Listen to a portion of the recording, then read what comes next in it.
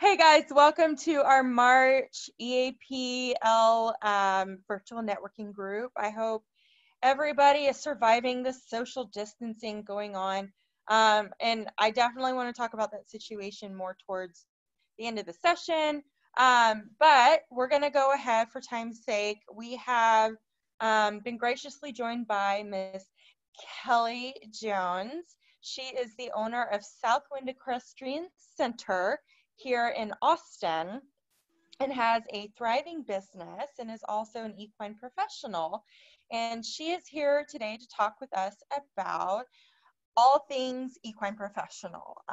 We've all been learning a lot of great things through any of the certification programs that we've been doing, but I think Kelly has a very unique viewpoint on this and has had a lot of experience. So this session is all about equine professionals. So Kelly, thanks for joining us today. Thank you. Thanks for having me, Lindsay. I appreciate it. And I appreciate all the effort you're going to bring us all together, to collaborate, and to know that we have a support structure in place, because a lot of times this industry can be very isolating. And it's nice to know that we have other folks that are going to be available to us if we have questions. So thank you for taking this step. The average lifespan of an equine professional or an EAP facility or even a therapist that provides EAP is 3 to 5 years. So I'm hoping that by educating ourselves and educating and supporting each other, that we can lengthen that and actually be able to support each other's success. So that's why we're here. Yeah. We're excited. Yeah, so we can be successful. So I've owned a property since 1999. I started a business in 2004. It started out as a typical horse training, horse boarding, summer camps, riding lessons facility. And in 2013, I went to my natural lifemanship fundamentals training at Spirit Reins here in Liberty Hill, and was given all the answers I'd been looking for. This is why this is more powerful than just riding a horse. I knew that there was something to it. I would have mothers show up with their kids for riding lessons and be completely overwhelmed. And I would give them one of my horses to groom, and saying it was a favor to me. Here, would you please groom this horse for me? Because she needs it. And of course, the mother couldn't turn me down. So she stood there for an hour grooming a horse. And when she left, she was calm. She was a loving, caring, compassionate mother again. And so I wanted to find out, what was that about? I'm a science-based kind of a neuroscience nerd, and I knew that there was something going on, but I couldn't quite put my finger on it. The fundamentals training with natural lifemanship helped me connect the dots. And then I was incredibly blessed because Tim Job happened to be working at Spirit Reins at the time, and he allowed me to intern with him for 7 months. And so for 7 months, I got to be his shadow. At that particular facility, I worked with 4 different therapists. So I got to see the style of 4 different therapists. There was a man and 3 women, and the women were different, came from different licensures. They came from different backgrounds. And so I was able to learn a lot at that facility. And then I decided to come back to my place and try to provide the facilities that would be able to provide the equine-assisted psychotherapy piece to a population. I started out, at my facility, I've worked for 5 different therapists. One went off and started her own therapy facility. One moved to Facebook and then Twitter, and she was a psychologist that is just brilliant in her field, so I learned from her. And I've just been blessed with this opportunity to be able to support these therapists and also support the horses, because that's my heart. My heart is equine welfare. And if we're going to ask these horses to partner with us in these relationships, that we are sure that we are so tuned into them that we're able to let the therapists and the clients know what's happening. I consider myself a translator, if you will. So that's kind of my short story of starting out. I worked out and had a career. I'm a single mom. I love to fly fish and climb mountains and all of that. So I have the other life, but I also, horses are my passion. I have 15 acres north of Austin. We have 4 round pens, 2 offices, an arena, trails, and just blessed with a quiet, peaceful place to help people heal. So I wasn't sure, Lindsay, what would you like for me to specifically talk about, or do you want me to take questions?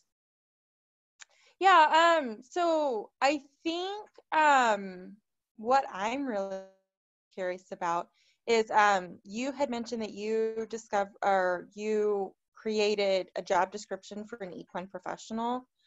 And I was wondering if you could talk a little bit about that. And then I also know that you've recently been through some training with Leif Hallberg. Mm-hmm. And maybe your experience there and what you took away from that as an equine professional. Okay. I am certified with natural lifemanship. I went through all of the training and all of the consultation work. And so I do have that certification, which I'm very proud of. I really strongly believe in what the natural lifemanship model teaches. And I've been excited to add other components to that. My niche is the spiritual piece of this work. So I also am a student at the Center for Action and Contemplation in Albuquerque, where I study under Richard Rohr and Cynthia Burgo about the wisdom tradition. And so I have been able to help bring together the mindfulness piece of working with horses, and then how there's a spiritual place inside of us and how the horses help us reach that space. And so just as an aside about the certification piece. So I was asked by a organization that supports victims of trafficking, human trafficking. They are starting an equine program, and they wanted me to put together for them a description. So when they put together a job description, they started interviewing who should they be looking for. What kind of training should they have? What kind of background should they have? And so every one of us knows there are a lot of training models out there. There are a lot of opportunities to learn, and I'm not going to say, I've been with Leif, like you said, Leif Hallberg's masterclass, and she has a beautiful book, which I'll show you, and I encourage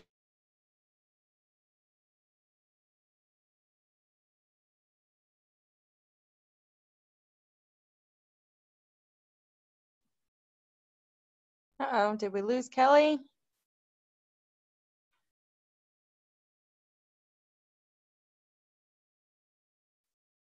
Kelly, are you there?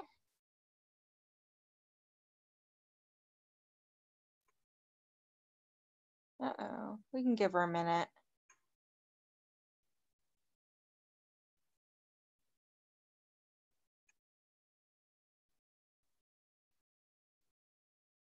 Yeah, she just dropped off. She'll probably come back on. How's everybody doing with the social distancing? Yeah? Hard? Yeah, it's very hard. It is hard. It is hard. I've been making my daily trek out to the barn. Other than that, yeah. Yeah. I really miss going to the gym. Oh man. How about you, Kathy? I see that you're on. How are you doing? I'm doing okay. I was not doing so great Thursday and Friday, but I've kind of got things back together again. And yeah, so the horses are fat and sassy out there. All right. Yeah. Right now I've been shop vacuuming a flooded stall for 2 days. So. Oh no. It's terrible. It's got mats in it, and I don't want to take the mats out, but it's not going down to the ground, so I got to shop back it out. So the horse doesn't want to go in there because he's like, it's different. So I'm like, that's fine, just eating the aisle away. That's okay. Has it been raining a lot up there in Fort Worth? My gosh. Yeah, I thought we were done, and then it was another toad floater tonight. I mean, just like torrential. Wow. Yeah, I was really hoping this thunderstorm stuff would go away. How about you, Anne? How's New Zealand? Well, I work from home anyway, so the social distancing hasn't made any difference to me at all. And it's like, oh yeah, it's just every day for me. And I'm quite introverted anyway, so it's, you know, I'm like, yes, that is so cool. I don't have to talk to people anymore, and I don't have to shake hands, and they're not going to hug me. You know. Yeah, So yeah. it's all quite I've nice, worked but from home. Yeah, I've worked from home quite a bit, and it's nice, but it's one of those things like you want what you can't have, right? So like, I don't know. I want to go hang out with my friend, but yet I can't. well, yeah, and that we haven't had really strict social distancing rules put in place here yet. We've closed our borders, so only New Zealand residents can come home now. And they're saying no meetings of more than 100 people, but most organisations are actually not doing face-to-face meetings anyway. And apart from that, most of my, and like there've been some, because we're sort of autumn here and it's end of summer and stuff, there's been competitions and ends of season competitions and things like that, Right. and they've all been cancelled. So all the horse riding competitions have been cancelled, so they're not happening. But it is pretty well contained here. I think that there's been a total of 28 confirmed cases at the last count. So it's not as bad as it is in other countries. Gotcha. Oh, yeah. I think we're down to like all of the gyms and restaurants are closed, except for like you can do curbside takeout. The grocery stores are still open, but like any groups less than or more than 10 are like prohibited. And Oh, okay. and all schools going online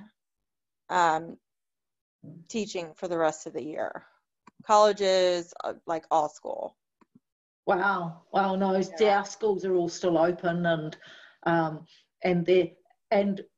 there's been some crazy buying from people. You know, they're huge quantities of toilet paper. I mean,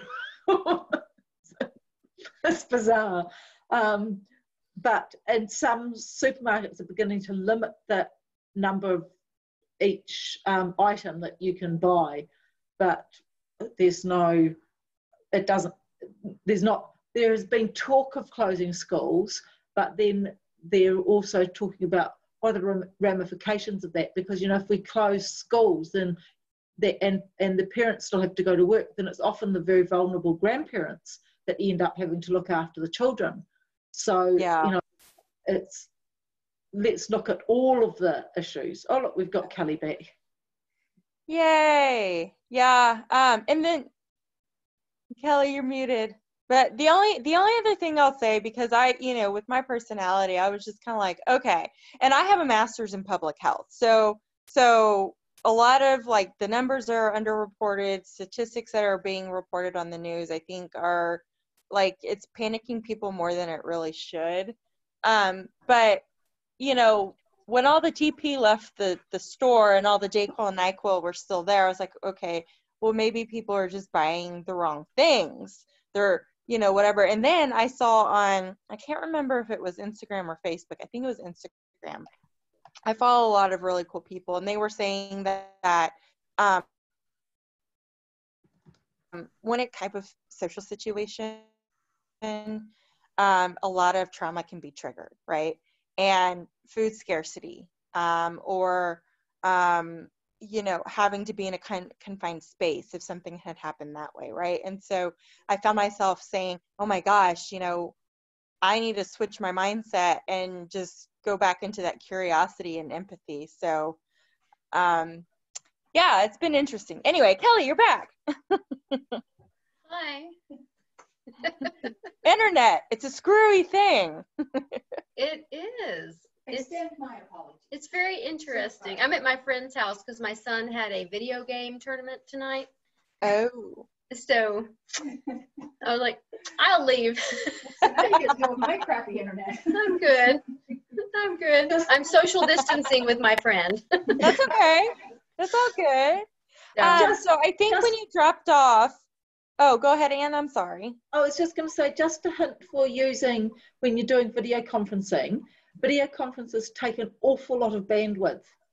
Yep. And if you have got the ability to link in with your wire in rather than Wi-Fi, you know, use your Ethernet cable to connect.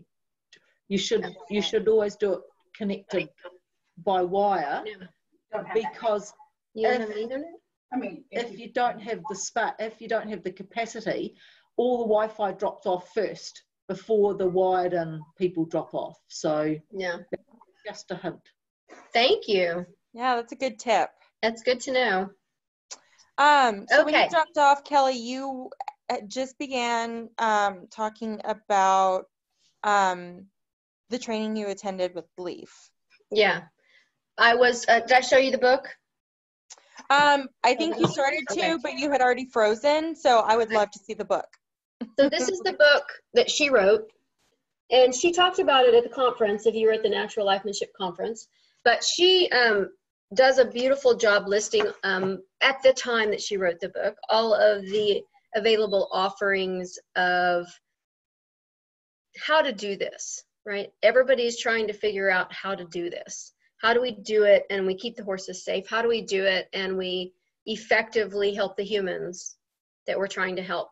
So the thing that, anyway, there's so much we could talk about. So we talked about the job description, and I think that it's so, what I was so blessed with is the opportunity to walk around with Tim Job for 7 months and actually see what was happening. And the things that he taught me are not things that are in a book. They're not things that you can read about. They're things that you have to experience. And the experience is what I encourage everyone that I talk to and mentor is take the time to do it, to actually do the work, and find someone, if you can, that will allow you to shadow them, or to somebody to mentor with, or actually go to their property and work with them. Because what the most important part about our job is keeping the client safe, but even more so keeping the horse safe, because oftentimes my therapists would trigger. And so it's my job to keep that horse in that round pen or in the arena or in the pasture, wherever we were working, that I gave them safe connection all the time. Because oftentimes I was the one, you know, like giving the heads up to my therapist, hey, maybe you should start swaying, you know, because the horse was triggered, the client was triggered, the therapist was triggered. It's like, y'all, everybody, let's take it back a step. And that's the kind of thing that you can't learn by reading. You can't learn a lot of this by reading. So I started out, you know, like a lot of us, I loved horses since I was a little girl, but not until I started paying attention to every single thing that the horse was doing in that type of a relationship. It's different than when they're being ridden by somebody. It's different than when you're out on a trail ride. It's different than when you're, you know, working with a horse, doing groundwork in the round pen. It's a totally different relationship that the horse has when it's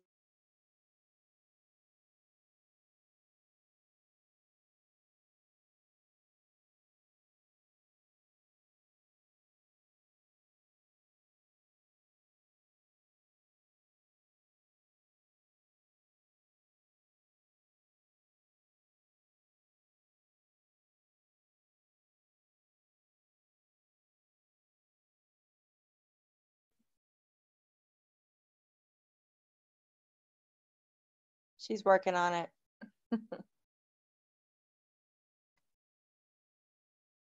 So, here's a question while we're waiting for her to come back. I know most of you guys on here are a Natural Lifemanship member. Hold on, she's calling. Hey. on Zoom. I can see you on Zoom, yes. All right. Okay, sorry about that, y'all.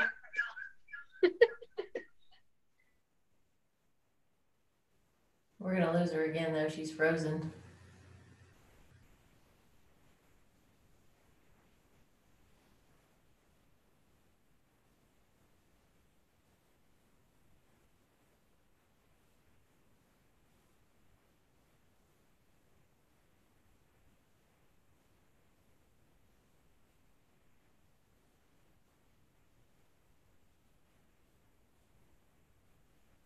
Hey, Kathy, did you see what the name of that book was by any chance? No, but I'm sure if you just Google Leaf Hallberg, you could find it. It's like Okay. It's something of equine assisted practice. Okay. Yeah, I was trying to write it down, but she took it away too fast. Darcy, where are you from? I'm in Austin, and I think Kathy, you and I were at the same natural lifemanship training, fundamentals one. I thought you looked familiar. Yeah. And as soon as she said you were from Fort Worth, I was like, that has to be you. Yeah, and Julie was there too. Oh, really? That's Mhm. awesome. Oh, Right? in 2014? No. No, just last. When did I meet up with you again, Julie? Oh, yeah, when we were at the intensive in Lampasas? Before that. No, so Oh, we were at the conference. yeah, but were we not at the fundamentals also? No. I did the fundamentals in 2014. Yeah, you're right. It was the conference and then it was the intensive. Yeah. Okay. Yeah. My bad. But Sorry. I saw you, but I met you, Kathy, I met you before that, and I can't remember where it was. Oh yeah, at the old OK Corral. There you go. That's it. Yeah. Uh-huh. So fun. Long time ago. See here. I can't. Kelly, I know you're on, but we can't hear you. Can you unmute yourself? We're working on this, guys. I think though the fact that she's frozen still doesn't bode well. It might work best for her if she went off video and just did the audio. That's what I told her, and I might just have her call in. Mm-hmm. A lot of times when I have issues with the internet, instead of just using my computer, I'll do video on the computer and then call in on my phone in case the internet drops. Mm. Let's see here. And then, Julie, I also have a copy of that book, and I can dig it up for you. Okay. Yeah. Let's see here.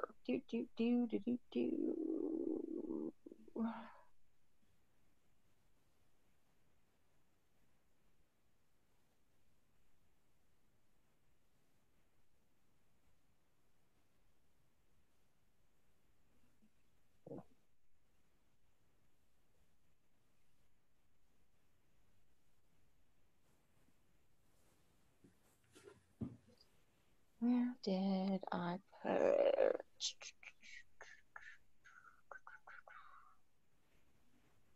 All right, she's gonna try calling in.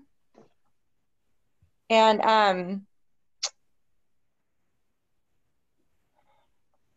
Julie, the title of the book is called The Clinical Practice of Equine Assisted Therapy.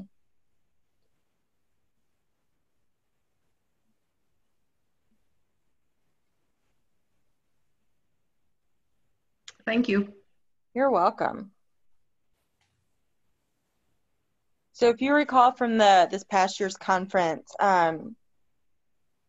Leaf is trying to go across like all these different methods and all of that good stuff, and trying to help the industry put some standards in place across all the certifications, which I think is really important. I do too. Yeah. Kelly, you there?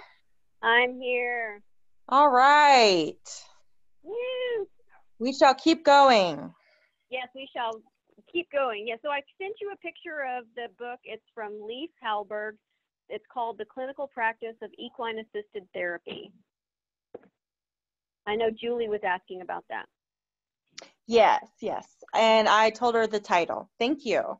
Oh, you're welcome. Okay, so anyway, when I was doing this job description, I knew that it would be really important for whomever took this job as an equine professional assisting a therapist who did not have necessarily an equine assisted certificate of training, what would they need to know? And so I put together this job description, and essentially it says that you're going to have experience. And so that's what I was talking about earlier, is it needs to be some, you know, if you want to be an equine professional and work with this population, specifically trauma, then how do you find opportunities to get experience?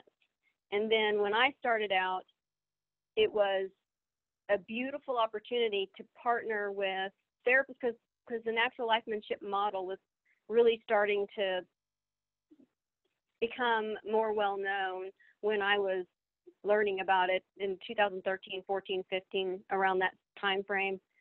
And so we learned together. And so I encourage all equine professionals to just do it, to not be afraid, to not think that you need to be perfect at it.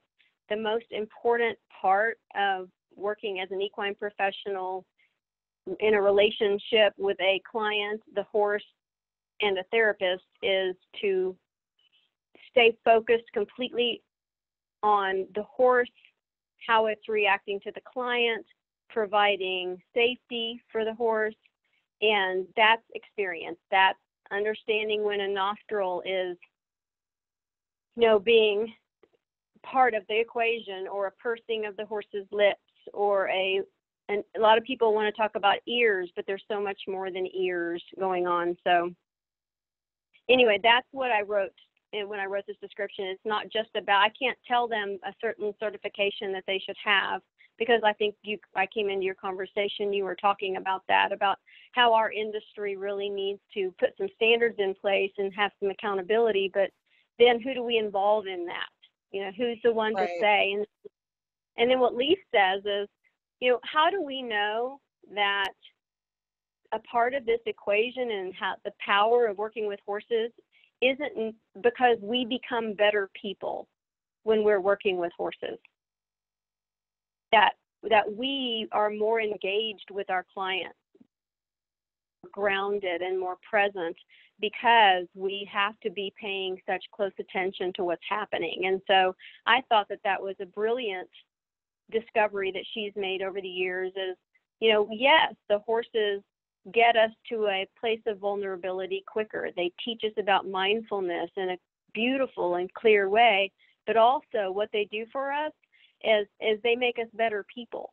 They make us better at helping us to pay attention to what's happening inside of ourselves, what's happening in the interaction between the client, the therapist, and the horse.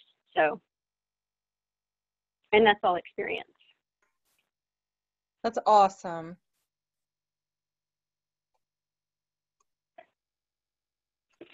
So I can share this, but I was just saying that, you know, not only do you need horsemanship skills, I mean, you have to be very comfortable catching, leading, handling, working with the horse before the session starts, but you also have to call upon all of your intuition related to understanding each and every horse that you work with.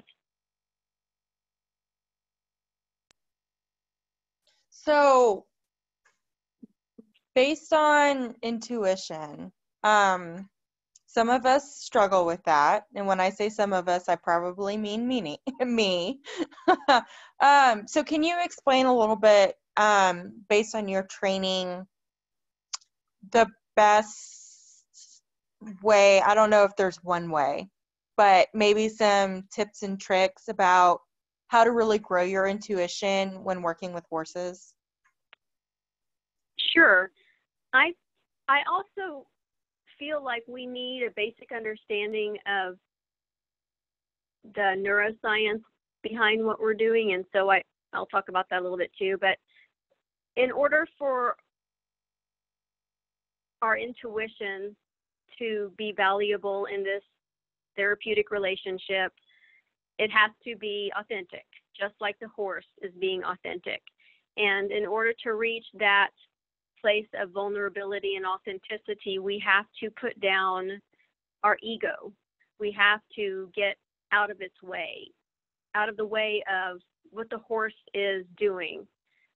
But I think one of the most beautiful things Tim taught me was to just be quiet, to not talk, to not try to in any way do it for the client, to think that words were somehow going to create the neuro pathways when actually it has to be experienced. And so if we completely are able to mindfully shed an ego and shed our preconceived notions of horses and their behavior and horsemanship and the shoulds and the coulds and the rules that we've all been under for so many years if we worked in the horse world, then we're able to more authentically interpret what the horse is doing and quote unquote saying. Horses are very clear when we pay attention to them, but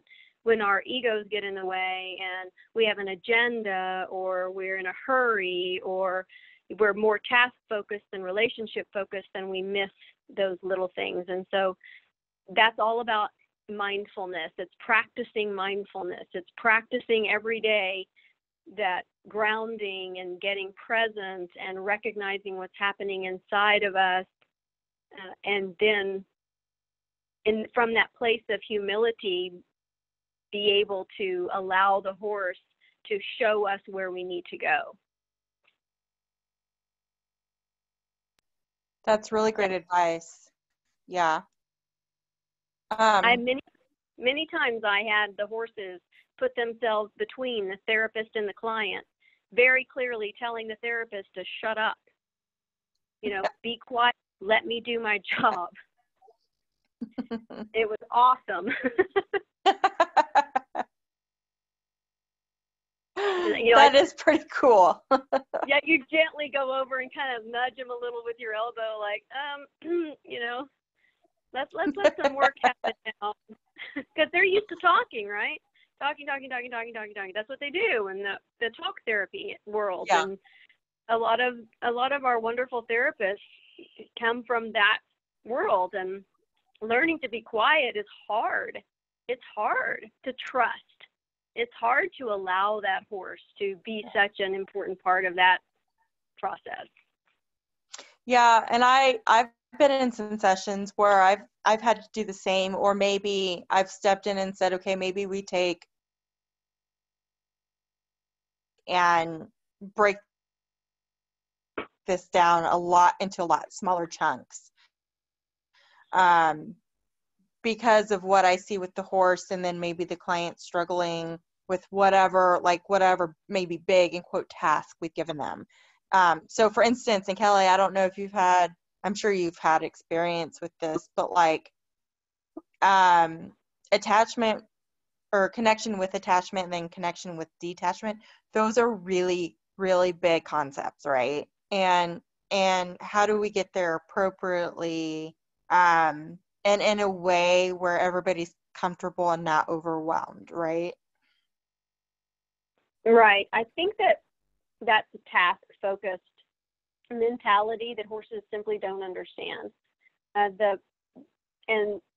there's a lot that can be said about that. Of course, where your client is, are they living in their neocortex? Are they living in their brainstem? Or is there any regulation at all? Because if there's no regulation at all, if they're disassociated the majority of the session, there will not be authentic connection. And there sure won't be attachment. There could be some compliance. The horse will be complying with a request to walk, but that doesn't mean that the client is experiencing what it feels like to be in a safe attachment with connection. And so that takes us and our intuition again, and our gut and our eyes to be watching and deciding whether or not that's even possible. And if it's not, then we need to, like you said, really slow things down a lot and get to where our client is. So if the client is very dysregulated, maybe we need to go for a walk. Right. Maybe they need to be doing mounted work first. And I think it's our job to help our therapists plan these sessions because we see things differently. We're able to monitor. I mean, there's this place inside of a lot of us, the equine professionals that I know, of empathy, where we are able to read what's happening with our clients. And we know, they're can stand here for an hour trying to get that horse to connect, and they're going to be very frustrated. And that gets them even more disassociated. And so I think it's important for us to brainstorm with our team to say what other things are available to us, including or not including a horse, whether it's grooming or walking, doing some mounted work, because without that very basic space of being present, the horse is not going to authentically connect because it's not safe. That's the progression, right? Like, first we have to be present, but not only do we have to be present and safe, but we also have to have an intention. We have to put some energy behind our intention. And how do we, with clarity, communicate to that horse what we want? Well, it's hard for us to do it sometimes, much less some of our clients who are dysregulated or are little bitty kids. That's a concept that's difficult to explain with words. They have to feel it, and it's our job to put them in a place to have some success. Right. I don't think we need to be rigid with the way things are supposed to be or supposed to happen, or, well, first we do this, and then we do this, and then we do this, and then we do this. And I don't believe that that's always the best way. I think that sometimes we need to do some connection work with detachment, or we need, before we get attachment, if the horse is not respecting safe boundaries, for example. Mm-hmm. So, based on your experience, what does this look like for you in a session when this starts to happen and we become task focused? Because I know that's really easy for me to slip into. I like to ask for the client, and I'm always working in tandem with the therapist because we're a team. And I think it's really important that when you first start working with a therapist that you really define those roles and become very comfortable with each other. So I always felt really comfortable making suggestions. And, after, doing your body language check-in, that I would ask my clients to do something different. I'd break us out of where we were stuck. And maybe we're walking together. Maybe we're twirling the lead rope back and forth and getting regulated together. Maybe we're going to step outside. Maybe it's time for some water. I have some hula hoops. I have drums. I have different things on site that we can move away from this pressure that we put on ourselves to have this beautiful dance with a horse and get regulation first. And so, but what that looks like for me is a bunch of different things. It's about remembering that no matter what happens with the horse, at the end of the day, they're going home, and they need to start learning how to self-regulate. And any of those things that I'm doing with them in tandem with my therapist is something that maybe they can take home and do as well. If that's the rope or a hula hoop or going for a walk or feeling the sand underneath their feet or the breeze in their hair or listening to the birds singing in the trees. 5, 4, 3, 2, 1. So I can't say exactly for sure. I do the same thing every time, but to me it's always about going back to that very basic safety. To help our brains understand that they're safe, they have to be present. We have to be present and experiencing things right here and right now, just like the horses do. Right. So before I ask my next question, since I'm so full of them tonight, Kathy or Julie, do you guys want to ask any questions about what we've been talking about? Darcy? I don't have any questions at the moment. Keep asking. You're doing good, Lindsay. Okay. Kathy, how about you? You're on mute, Kathy. So part of what I'm doing is I'm going to have my own EAP sessions with a natural lifemanship guy. And yesterday I had this huge aha. So I'm working with their horses, not mine. And, I got an hour and 15-minute drive home. So I thought about it the whole time, this whole being being present with the horse. And I realized that my belief about me doing that for me is that it's irresponsible. And that was like, wow. So I'm glad I know that now. And I can, take some steps to do that. I don't have a problem being present for someone else, but if I'm present for me, then I feel like I'm irresponsible. Almost like it's a selfish thing. Like I should only be doing it for someone else. I should only always be listening. And so,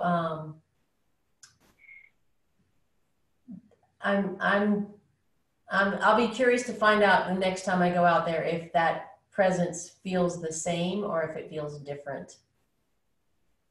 That's a really good insight. Kelly, what are your thoughts on that? I would say that there's a time in all of our lives when we suddenly realize that we're afraid to really be still and be present. And we are present for other people because we're compassionate and empathetic and engaged. But when we are alone and we're in a space of being present, it's scary because that means we have to look at ourselves in the mirror. And that's not always something that is safe just because we don't. I say this from experience because being vulnerable is difficult for me because I'm a very driven, stubborn, independent, all of those words. I'm one of those people that doesn't like to ask for help and doesn't like to show my underbelly. And so I don't know if that's accurate or not, but it's a totally different thing to be present and engaged with other people and be vulnerable with other people. But when we stop and we're with ourselves and then have this realization that it's scary to put our guards down, but then that's actually where we need to be because that's where we find ourselves. Yeah, I would say it just gave me a whole new insight into what my clients actually experience. Yes, because it's so unusual. Asking someone to be present is not typical Western behavior. In the West, we tend to want to be intellectual about everything. And so when we ask them to exercise their right brain, it's totally foreign. It's something that's very difficult. It's hard to understand what it is we're talking about. And then once they achieve it, then it's hard to sustain. Yeah. So do you think, sorry, go ahead. No, you're fine. Do you think, so Kathy, to your point, so in sessions, because I think, Kelly, this was a lot about our conversation previously, walking that line of, I need to be present for myself and the horse in the session and for the client and the therapist, is that accurate? Is that something that we strive for, or is it more like, well, I don't need to be present for myself, I just need to be present for the other three beings in the session? No, the most important thing is to be present to yourself. Okay. We have to be present and mindful. And then it's important. My second priority is always the horse. I want to provide the horse safety and connection. And then to know when it's time that the client is ready and I can disconnect, if you will, from the horse while still providing my presence and safety and allow the client to connect with the horse. And so I think it's kind of heavy and a lot of pressure to think that we need to be present for even the therapist. I think we need to be aware of what's happening with the therapist, and if she or he does trigger, that something that happens with the client triggers them, that we take the situation as much under control as we can until they are ready to. I'm a firm believer that the therapist drives the team. We're there because of them. They are the experts. They've been to school. They know the goals, the therapeutic goals. We have a plan that we've worked out together. But at the end of the day, I am answering to them. I'm helping them. I'm supporting them in this role. But when they trigger, when something happens, which happens, frequently in this work, it's important to just be a stable space. But I don't feel it's something we have to carry around and say that it's our responsibility to be there for everybody. Gotcha. That makes sense. So I think the next question I had in mind was, and I think I think the answer is really going to be like, well, it depends, which is fair. What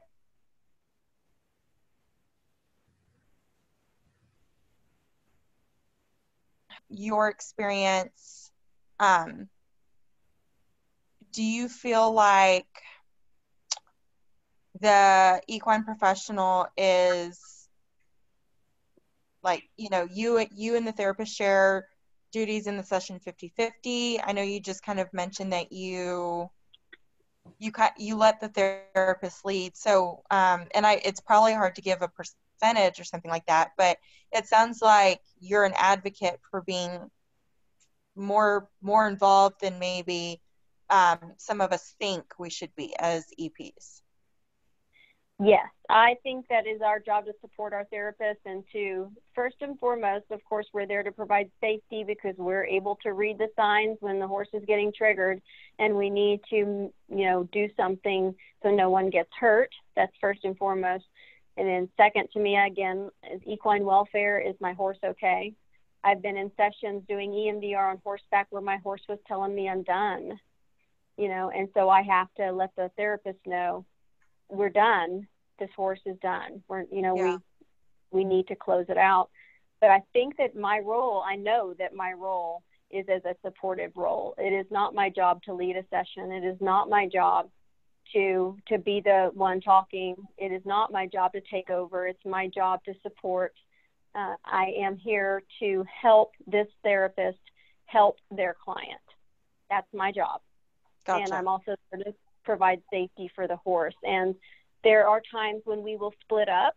So I will take the client, say it's a child, I'll take the client and we will start working in the round pen while my therapist talks to the parent. So we do have situations like that where we'll split up. Oftentimes my therapist will look at me and say, what do you think we should do today? What do you think should be a plan? And we'll make a plan together, but then I always defer to them as the sessions go along. If there's a change for them, we're always staying connected to each other as well. The body language piece, I think, is huge for humans, right? Too, that we, and I will say there are times when my therapist, and rightfully so, has gotten very involved with the client and has stopped paying attention to what's going on with the horse. And I've had to let them know what was happening either before or after in a very respectful way, because there was maybe something that was miscommunicated. So if a horse was giving very clear signals that client was disassociated, yet the therapist was still continuing to talk, then I would let them know about halfway through that conversation, you lost your client. Gotcha. They were no longer present. They were no longer listening because the horse let me know about when that happened was here. And so the next time we'll pick back up with the client and say, so we recognize that this is a trigger. Sure. So,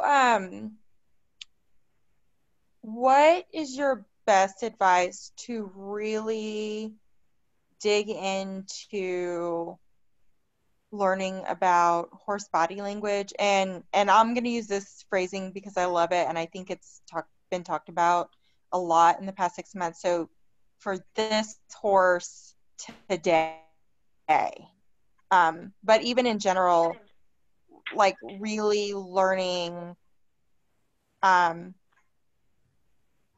when your horse tells you that the client's associated without you, maybe you look at the, I guess I'm trying to get to like, how did you learn and get to your level of expertise?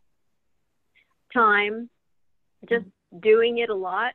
Mm-hmm. And I was, like I said, I'm incredibly grateful that I have the opportunity that I have. I've owned a boarding barn since 1999, 21 years.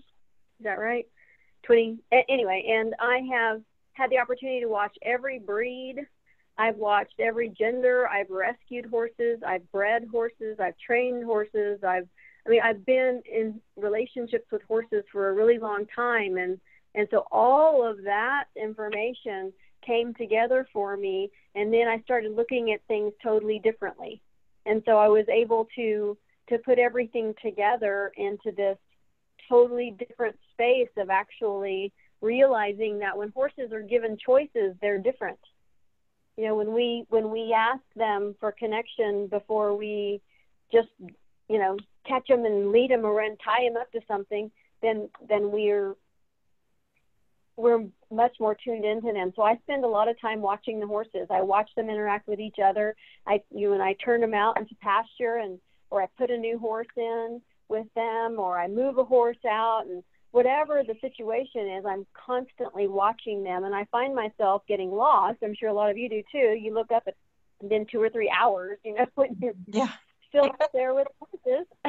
Like, where have you been?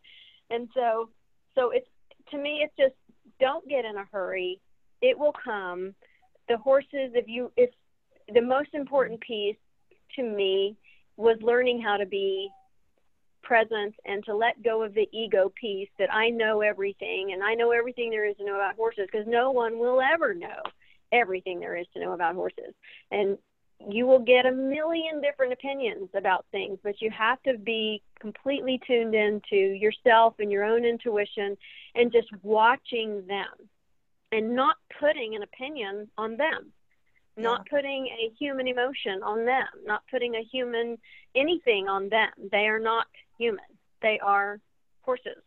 And the way that I realized, and I had a hard time. Bettina was wonderful at teaching me how to, really start paying attention to a horse that was complying versus a horse that was cooperating, because that was a hard thing for me to see, is when a horse was checking out and then the horse was not, when the horse was present, and watching that body language. And then really I was, the last couple of years I've managed 2 herds at 2 separate resorts. And so needless to say, those horses were all checked out because they'd been ridden in saddles that didn't fit, and they had a bad diet, and they had been abused and neglected and all kinds of things. So that everyone was checked out. And so because I'd been taught this, when a horse is, checked out or not, I was able to help the owners of these different resorts understand that when your horse is present, it's safer. So a checked out horse is very reactive, and so when something unexpected happens, they bolt or buck or do something that can hurt a person. But when they're present and something unexpected happens, they have an opportunity to think, and they don't bolt necessarily or buck necessarily. Maybe they just sidestep a little bit. And so, learning the difference between a horse that's completely checked out, because there are people I know who are learning this stuff, who have owned horses for a long time, who, are like, oh my God, how could I have missed this over all of these years, that this horse wasn't happy and content and bomb proof and all of those words that we like to put on them. They were checked out. We had pushed them, we'd flooded them, they were way outside their window of tolerance, and they shut down. And we don't know when they're going to wake up, and when they do wake up, do we offer them safety when they do? Yeah. That's a great point. All right, ladies on the phone, any other questions? No? Was this helpful for you guys? I have a question. Yeah, go ahead, Kathy. Because I've kind of wondered this for people and for horses, say a horse is getting some body work done.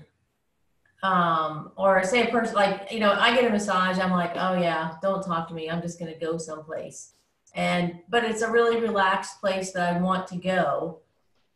And then I think horses can do that too when they're getting body work, you know, craniosacral or whatever. And so I wonder, you know, is that a good thing, or when is that a good thing? Is that dissociating? That's what I'm not really clear on.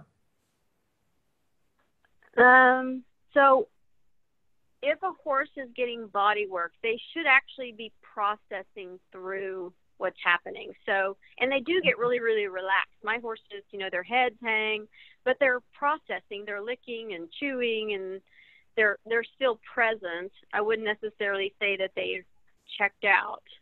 Okay. So, but I do think that so if you think about a horse that's checked out and you think about their brain and their nervous system and how the only time in nature that they're going to get into a space, like when they sleep, right, when they're getting their REM, when they're laying down, when they're asleep, they're pretty checked out, or when they're napping, they're pretty checked out.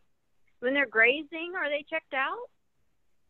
Mm-mm. You know, are they just existing? Is there this existence space that they're in? I think it's fascinating. I think that's a great question, you know, whether they're disassociated, but is it a disassociation because of pain? No, it's a disassociation because they're so safe that they know that they can relax, just like they do when they stand over each other when they're taking a nap.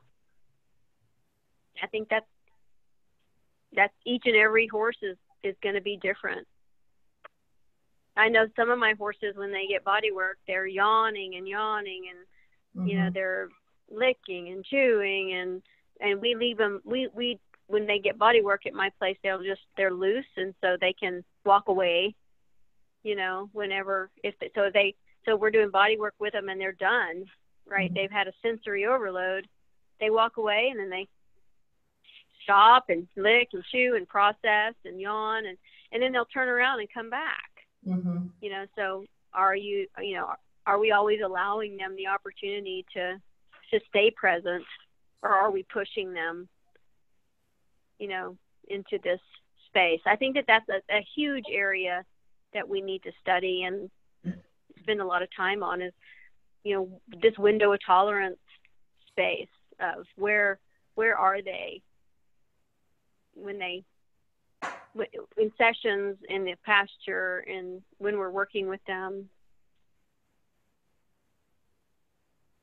Yeah, that's a good point that you make, though, about their processing through it, so they're present even though they're really relaxed. Because I guess, you know, if you think about alpha waves or gamma waves or beta waves going through your brain, I can't remember what's what, but there's different ones for different states. And so not necessarily good or bad, just what is it? Thank you. Right, because there's that, when you talk about the windows of tolerance, there's the hyperarousal and the hypoarousal. You know, so the hypoarousal is that disassociated state, is, you know, are we still in the river? Are we still in that window of tolerance, or have we pushed them into a place that they felt safer checking out? You know, we don't know how, we don't know. They don't give each other body work out on the plains of Arizona. Mm-hmm. You know, we don't know what body work is doing to them. We do it to them because we love them and we want them to feel better. Mm-hmm. Well, what about mutual grooming, though? Well, they scratch each other's withers. They don't go massage each other's, you know. Well, sure. You know, they do. I think that they like that. I don't think they don't necessarily like getting a massage or an osteopath adjustment or whatever it is that we're doing. It's just, gosh, wouldn't that be interesting to study? Where are they? Yeah. And wouldn't it be interesting to, like, what is their heart rate doing when we're doing that? Are they resting and digesting in their parasympathetic nervous system, or are they, you know, is their heart rate gone up? Is, you know, because they're feeling helpless because we've got somebody, you know, pushing on them, or I don't know. It's interesting. All But right. even, you know, I think us doing things for them that they don't necessarily know that they need is equine welfare. I think when we're asking them to do things that, you know, cause them to be in pain, then I think it is our responsibility to help them feel better. Yeah. Julie, Hannah, anything from you guys? This has been really interesting. I just like listening to you guys and listening to your questions and learning from you guys. It's great. I love it. Thank you. Yeah. Kelly, Where's I Hannah? hopped on too late, so I'll listen at another time, and then I'll ask Hey, you all the Hannah, questions. poor Hannah, she's not feeling well. Yeah, I'm sick, and I fell asleep. I woke up, and it was like 7:40. I was like, oh no, I'm missing it. Well, Kelly, I think all of this, so I have a 9-month-old colt who's just been gelded. And, you know, it's like I pulled him into the wash rack yesterday, and he was actually not having any of it. And I was like, okay, so we're going to do this the natural life-and-ship way. I'm going to be super patient. I'm not going to force him. And he just wasn't having any of it. And kind of similar today when I went out to go groom him and put him in cross ties. And I'm sitting here thinking, like, I am making him do this thing and he doesn't want to. And I'm that person. Like, oh my gosh, you know, so I'm trying to figure out, like, you know, I have to work with him and I want to build that relationship with him, you know, and how do I strike that balance of trying to help him regulate and work through, hey, it would be really great if I could just pick your feet today. Or we're struggling with fly spray. And so, and because I'm still a beginner with all of this, like sorry, this is the last thing. I know you got to go. Yeah, so I was really excited about this talk because it's like, okay, how do I start to do all these things with this little guy who I don't think is disassociated? And when he's given me clear no's the past 2 days, I'm like, okay, we're done. I'll back off, right? So that's been really interesting. Yeah, I love working with young ones because they're so honest. But if you think about it, they're very black and white, right? If they were out in the herd and one of the other horses was saying, do this, they would be pushed until they did it. And so it's not necessarily a bad thing for you to be assertive and have this boundary that says, this is something that I want to do, but you're also reading his body language because you don't want to push him in or out of that window of tolerance. That's the piece, right? That's the beauty of it is, am I paying attention? Is the ear, what is the ear? What is the motion? What is the lip, you know? And when I've worked with my young ones, it's like they want me to be completely present and the leader, and not in a bad way, not in the old, you're an awful person because you said right. The leader word. But I'm the one who's going to be asking for something, and they're the ones who are going to be, you know, being cooperative and partnering with me. And I don't think that it's natural for them to want to be telling us what to do. In other words, right. If we let them run all over us, I think that that's stressful for them. The horses that I know whose owners have allowed them to become big puppy dogs and run all over them are usually pretty anxious horses.